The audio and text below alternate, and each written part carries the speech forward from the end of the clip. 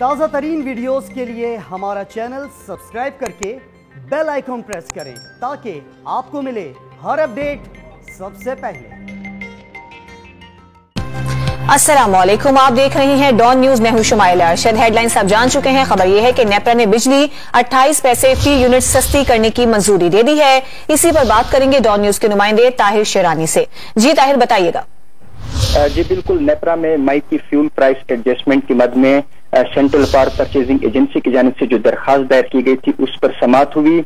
CPPA ने बिजली 12 पैसे फी यूनिट सस्ती करने की दरखास्त की थी, ताहम नेप्रा ने बिजली 28 पैसे फी यूनिट सस्ती करने की मंजूरी दे दी है और आइंदा इस हवाले से तफसीली फैसला चंद रोज में जारी किया जाएगा और नोटिफिकेशन जारी किया जाएगा। रिलीफ से सारिफिन को 3 अरब 60 करोड़ मिलेंगे और रिलीफ आइंदा माह की बिलों में दिया जाएगा।